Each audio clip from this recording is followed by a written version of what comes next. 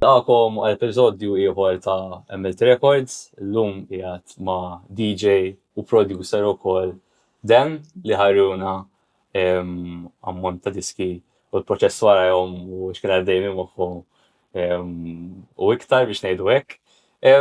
Mela, l-ewwel nett, inti għamilt iktar minn diska waħda. I have a whole hard drive of songs, bro.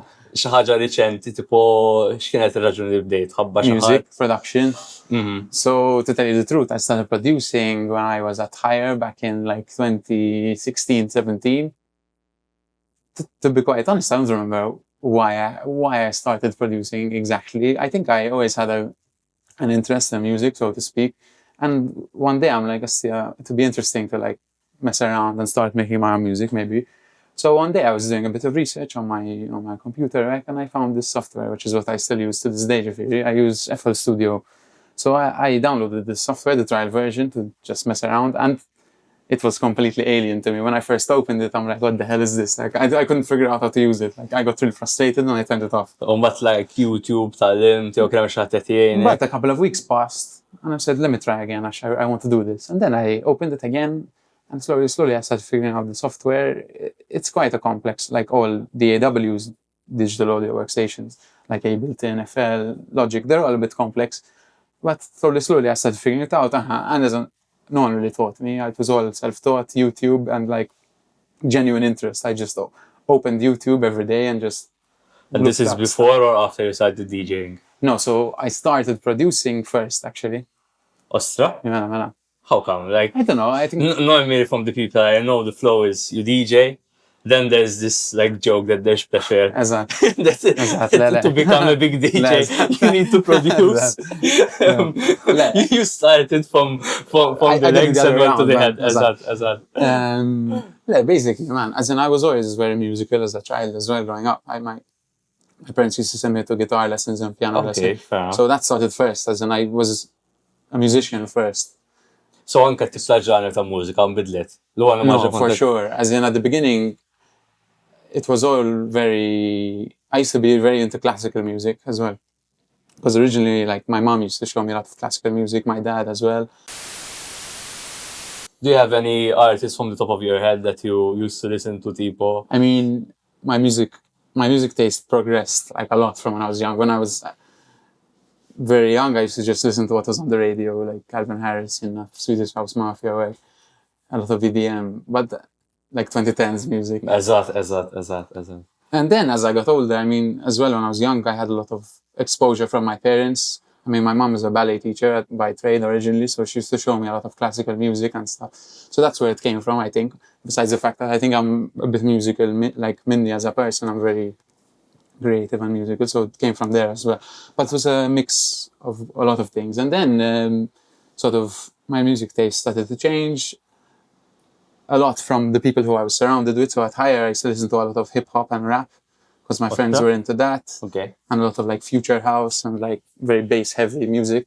And then I used to get like... So all these elements kind of influenced your creations in one way or another? Yes, for sure. I mean,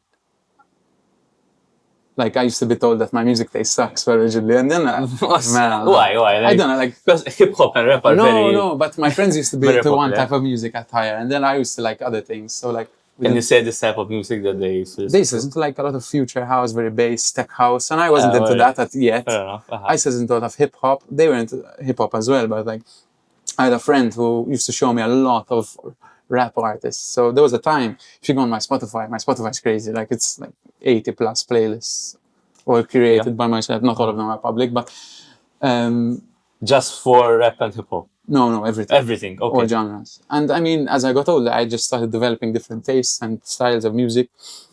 So it went basically the progression. I started actually producing hip hop beats originally on FL, because FL is natively a hip hop. Like, most people use it for hip hop.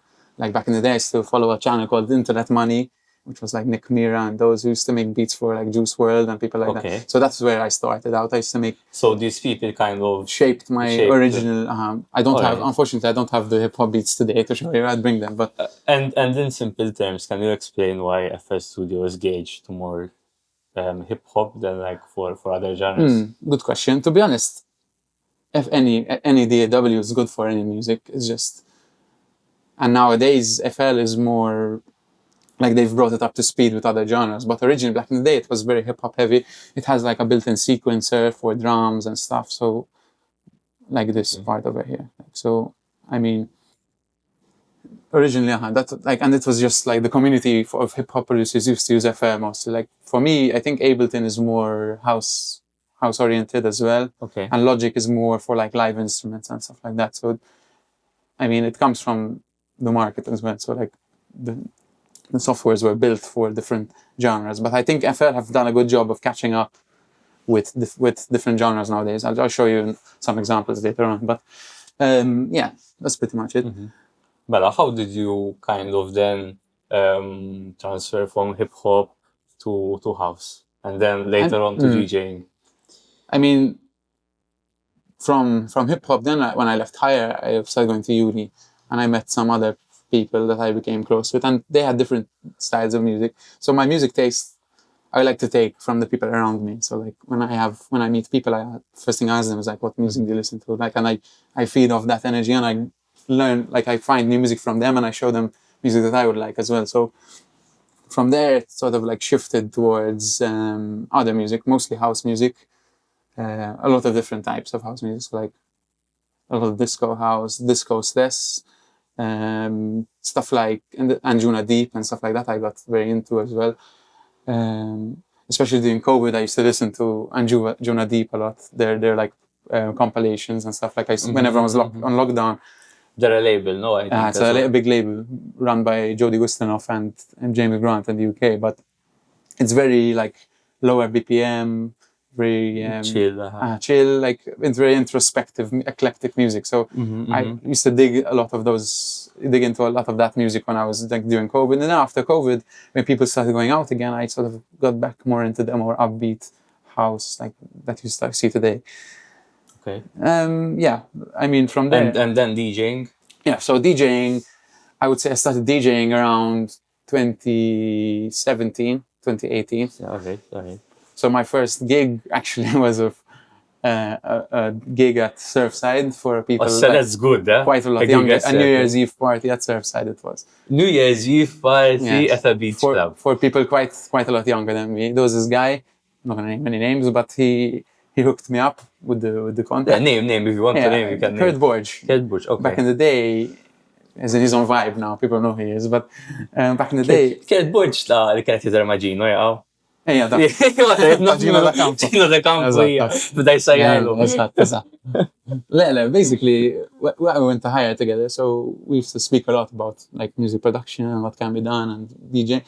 And I told him I have an interest in DJing, and basically he's like, I know a few people, let me see what we can do. And then from there, I sort of moved into, also while still producing, I moved into DJing a bit. So my brother's friend from sixth form, he used to go to St. Aloysius. There was this guy in a group called Undefined. They used to make a lot of progressive house, like progressive melodic house. I think it wasn't a thing. It wasn't popular at that time, yeah.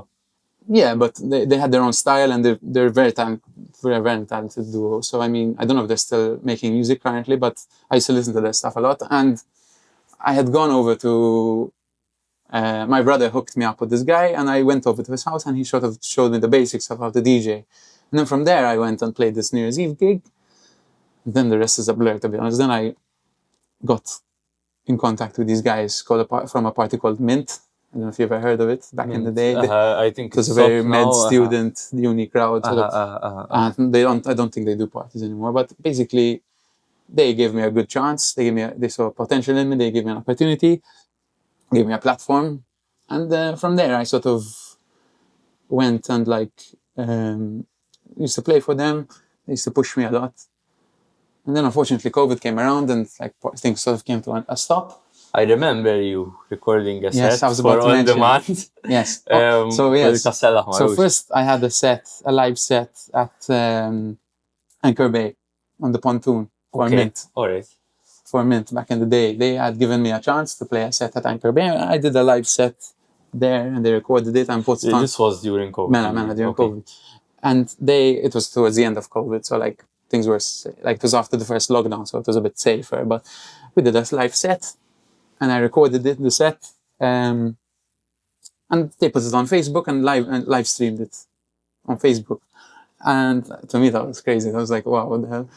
Like, these guys give me a big chance to play my music and like just do my thing and mess around, you know. And it was really cool for me back then. And like a lot of my friends were really supportive of it and stuff. So, and then from there, I sort of got introduced. You mentioned On Demand. My friends started a party called On Demand, David and Chicho.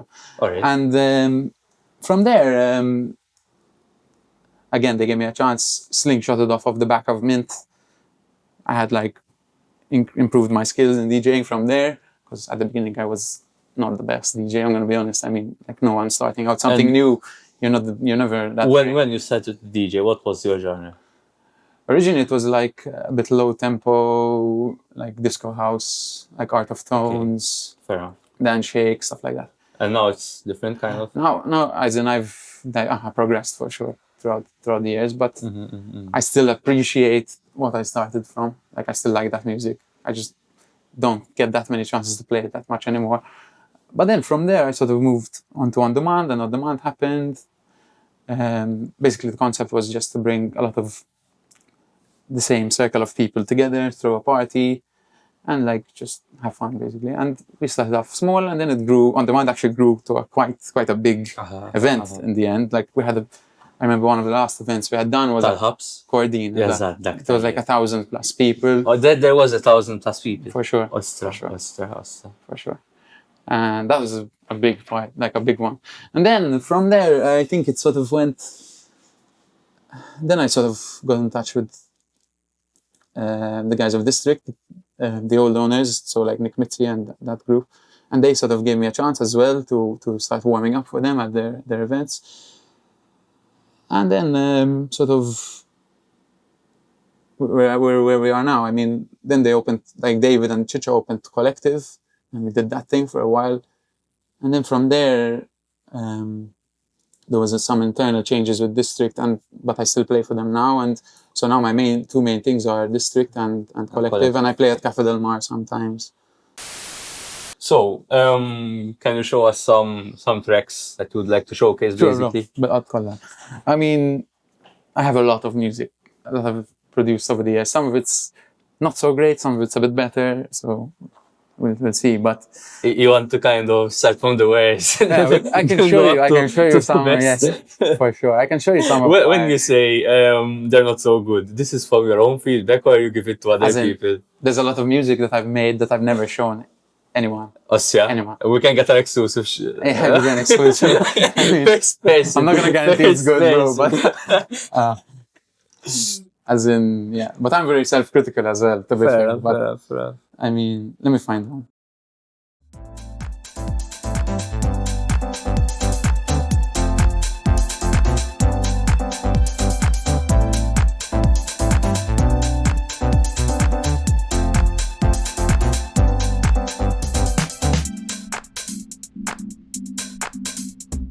It's quite chill, though. It's quite chill. No, it's like kind of lounge music. This is like when I started to transition away from hip hop to more towards house. So still like.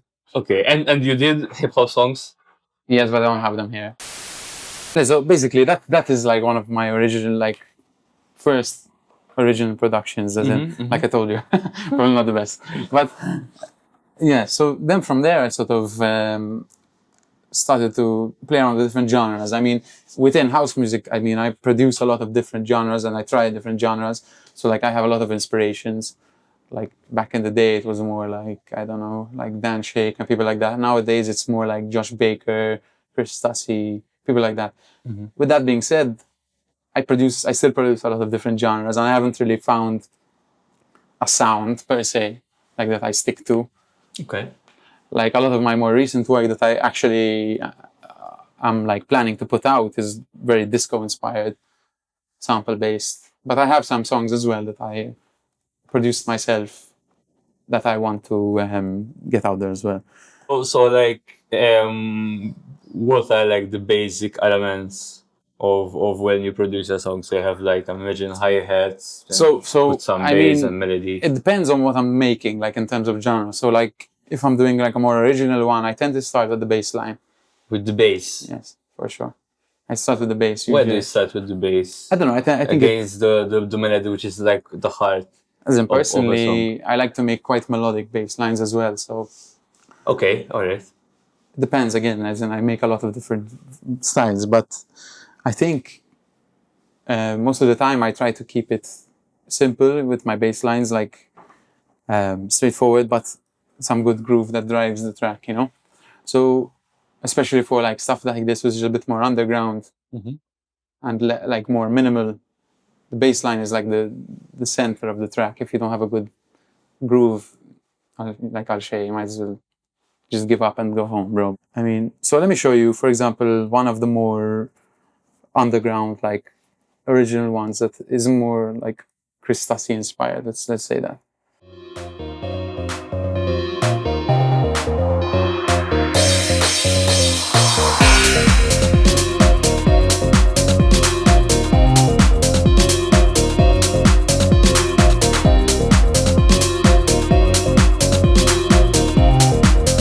So basically, that's like the general groove of the track. So, And why is it called Boom Check? funny story. So when I opened this project, I found this sample of like this Brazilian guy doing like I forgot the name of the John. Yeah, exactly like that. I forgot the name. And I was like going on that rhythm. Not samba. I don't think it's No, samba. it's not samba. I forgot the name. Uh-huh. But I was Funk. going. It's not funk. Brazilian funk. No. Yes, type one. It's Yeah. type one. Anyway, I was going on that rhythm, like the boom, cha, cha, boom, cha, cha, as that. And first, I tried to like lay a bass line down with that rhythm. I had a sample of it, and I thought this isn't working. So I kept the rhythm of the bass, but I removed the sample. I used the sample just to get my ideas flowing. You know what I mean? So the bass line has the same rhythm. Similar, not exactly, but Yeah. it flows like that. But so basically, there are two layers on my bass line. So let me clean this up. Hold on. So there are two layers on my bass line. So there's like a sub bass.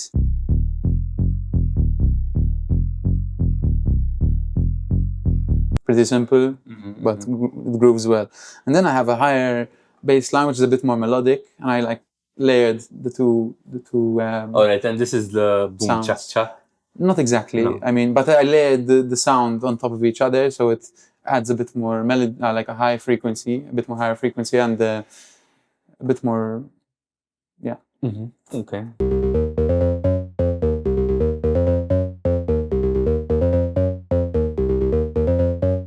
So then from there, I mean, that's just like the. And that's how you start. That's your intro. That's intro beats, Yeah. and then the idea evolves a bit more. So from Okay. there, it goes into the.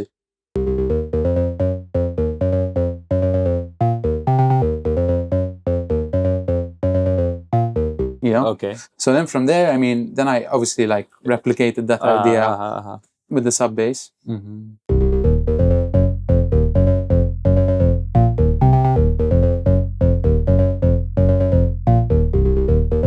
Just to keep the layers going. And then obviously, what I do is as soon as I write a bass line, I add my kick. I do the processing for the kick and the bass. After. Right after I write the bass after you line, write the bass. just to see if it works with the kick, with the rhythm. Okay. And like I start to, I'm gonna get a bit technical. I start to like get the layers balanced, so there's no frequency clashing between the kick and the bass line. And it's also important to make sure you pick the right kick sample depending on what you're writing. But so like if you have, in simple terms, if you have like a longer bass line, it's generally recommended that you have like a shorter kick, Okay. so like they don't interfere with each other as much. And then Shorter kick, so duration is shorter. yeah, duration, literally like attack speed, ADSR speed. Okay. So like the volume envelope. But then from there, I mean, so let me just run it like this, just to check out if it works.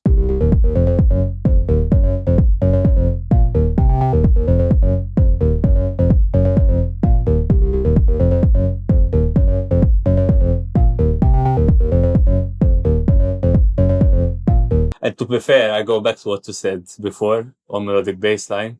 it's almost good as is. So there's Simplicity, bro. You don't need too much. You don't need too much. And then you can add different layers with different elements.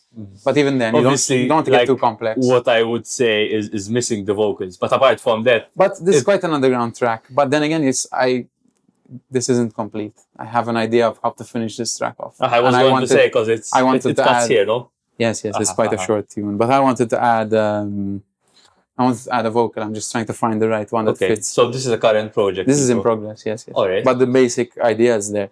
Then from there, I mean, after I had the kick, I actually remove it again and I go back to the melodies. Why? I don't know. It's just the way I work, man. I don't know. I can't explain it. To hear the melody more clearly, maybe. Okay. So before I write the groove with the drums and everything, I tend to write more melodies. So in this particular project, then I added just a simple layer.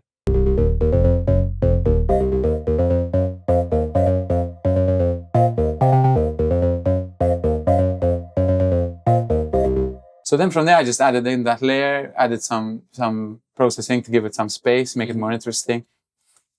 And then I started just adding in some more elements just to give it some more atmosphere.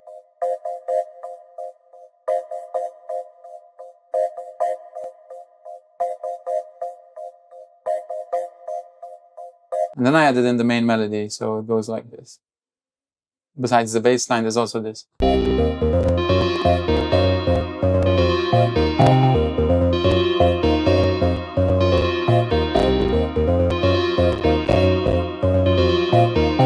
Just a simple lead, just to add something else on top, keep it interesting. And then from there, I just started working on the percussion and the drums. So quite simple groove. I mean, again, like I said, it's still a work in progress, this track, but I just added a simple groove, straight grooves, normal house groove, 4x4.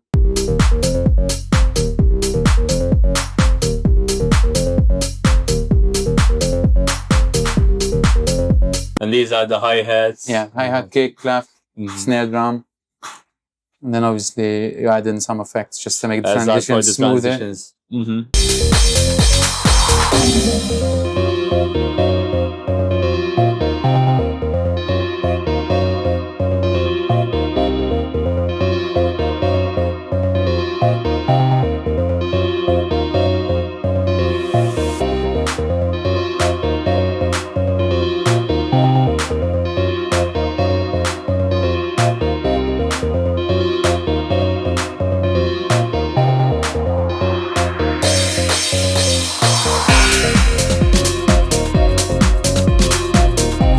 Yeah, so that's one of my more self-produced tracks with less samples, more just original composition. Okay. So this is more in tune with Chris Tassi, a bit more underground, wonky house music. You know what I mean? A bit more for the festival goer sort of type of music. Regarding samples, is there a way you find these or samples? You try to not to use too much samples? Because samples obviously is other people's work. Yeah, I need to get clearance and stuff. No, it's quite a complex process. But look, I don't only produce sample music. I have my own originals. Is there a song that is Dan at his best that you really like, that you think, if I need to show a song, this is it? To me, I like all of my productions, such a point. They all have an important part for me. But I mean, recently I feel at least that I've been getting better at my production, and there's one song that I'm going to show you now, which is when I finished producing it, I'm like, what the fuck? This is recently. Yes, literally a couple of months ago. Okay. I mean, it's released or unreleased? No, unreleased. So far. But I said to myself, it's starting to pay off the hard work of all these 9-10 years of production. I'm starting to get somewhere, I feel. Again, I'm very self-critical in that sense. So it takes me a while to think something is good enough to be put out there. But so let me show you. I mean, so I like to dig a lot on YouTube, to give you context. I stay digging for tracks, not just YouTube. Even when I go abroad, I dig record crates as well in thrift shops and stuff, just to find different music always, man. And I came across this sample recently. And to be quite honest, I think it's one of my best ones so far. Like, this is the first song I sent to a record label Ossia? to say, like, what do you think? Like, What do you can you give me some feedback, or do you think it's like good enough to be released, or And whatever? what did they tell you? Well, to be quite, He told you to the bed? no, the internet shit. No, look. So, it was quite a big record label. I'm not gonna Okay. name the record label. If you want, you can, Final you can label. name it. My friend of mine put me in touch. This, I'm gonna be honest, it was quite an ambitious shot. Yeah, but why not? I shot mean, my if you think it's really I had good, the go contact for and it. I shot the shot. So basically, a friend of mine put me in touch with this guy who takes care of A&R, which is artisan repertoire for Defected Records. Ossia, okay. Crazy, I know. Oh, okay. That's why I said. Holy shit. Like in million, like. Anyway, I'm quite like I'm an unknown artist, like completely unknown. So it was a big shot, but I took it anyway. And no, they turned it down. Obviously, I mean, but they turned it down with zero feedback. I'm not at that level yet, but I mean, the guy answered me, and he gave me feedback. So, and he listened, from what I can understand, at least. He listened to the track, and he told me it's good. He gave me the typical A&R response, like it's not where the label's at right now, it's not really our sound, but like keep sending me music basically. So he said it's a good tune, but like not for the label.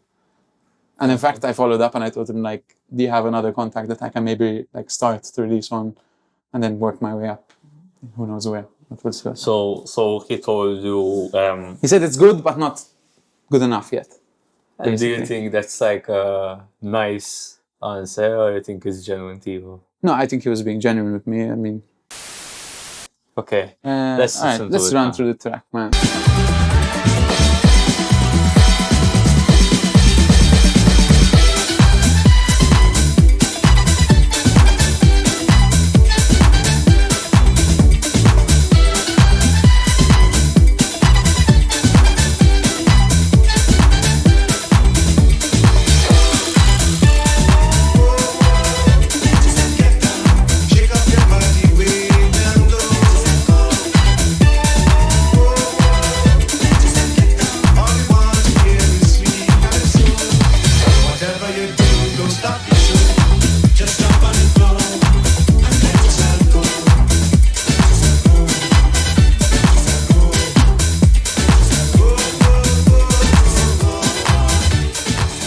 This is preview.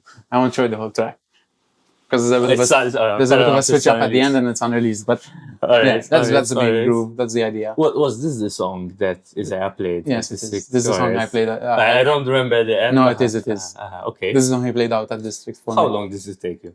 This song? I don't know. From when I found the sample, usually sampling is the longest. A bit of a longer process. To go to the library and find the sample that you want. To find a good track the sample as well. First of all, like with sampling, bro, it's a lot of hit and miss. Like when you first jump on your platform in YouTube, whatever you're sampling from, or your library, or you're digging, it takes a while. Like most of the tracks will be like meh, skip, let's go next, whatever. And then you find this song, man, and you're like, this has potential. Like you look at it and you listen to it and like, I can do something with this. And then you can do something with most pieces of music. But for me, when I found this, I'm like, this is special, this song. The first thing I do when I find a sample is I research it to see like if it's been done before and whatever. Like see if like someone's flipped it before and like do a bit of like due diligence basically to see like, and so I went through it. I saw that like no one really like played around with it before, and I just threw it in my NFL like, and I just started chopping it up. And I'm like, this part's good. Let's see what we can do with this part. And then I like played with the arrangement a bit and just like made a full arrangement of the sample. Added a lot of percussion effects and stuff. There's actually an extra melody that I put underneath just as a layer. Just add a bit more, whatever to it, a bit more of a vibe. And then, then you get what you have here. Mort il-festa jaqgħu. Le, ma morċ. Dak nifemmi għaf Santa Maria, by the way. Yeah. La, da s-sun parijewx. La. Okay, Mela, back to this kind of joke that DJs need to produce to kind of grow and be called like big DJs in inverted commas. What do you think about it? It depends what you want to do, and how far you want to take it. Like some people just learn to DJ for fun. That's fine. Nothing wrong with that, man. Like just do your thing. But again, I'm not a massive DJ as well, so I'm not the best person to answer this question. But at the same time, bro, I think nowadays to stand out, you need to produce mostly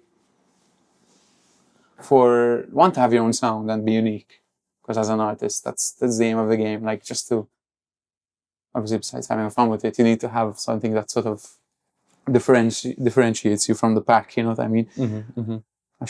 Anyone can produce, but you need to like have a reason for people to listen to your music, you know what I mean? And again, like personally, I'm still finding my sound as well. Like I'm just having fun with it for the time being. But I mean, nowadays I think there is a demand for it, yes, because to sell a ticket, bro, you can't just be a fucking DJ, you know, like you need to people need to know your music, like your music, be your fan. Like I'm going to give you a silly example. Like there was Summer Days yesterday. Like people went to see Central C, not because he's some rapper, bro. People went to see Central C because they know the lyrics, they like his songs, you know what I mean? You get to connect that I'm trying to make there. Like, and it's the same, like when Chris Tassi came to... So if you're saying, if I'm a DJ and I just do a whole set playing other people's songs... You can do it. You can do it. You can do it. As in, most DJs in Malta, that's what they do. You can do it. And people are like, lala, how good, bro, your set was, whatever. But... There's a difference. When you make your own music and you play your own music in your set, especially, and people come for that adds a whole other level, bro. Like... It's kind of exclusive. Yes, for sure. Like it's a different experience.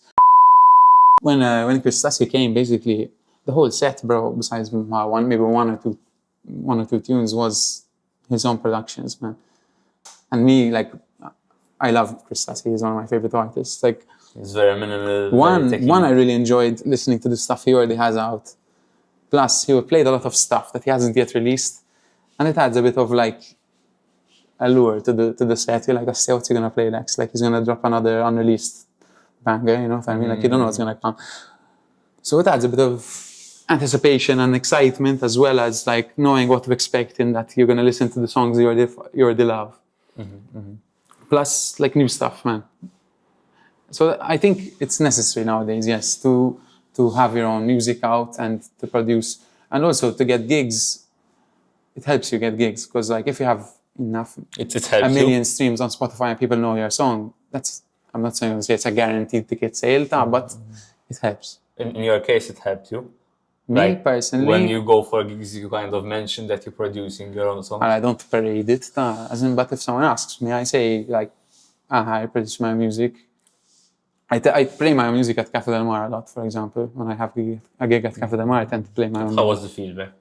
Good, pretty positive. I mean, again, I have like one or two songs that I'm just starting to think are good enough to be played out.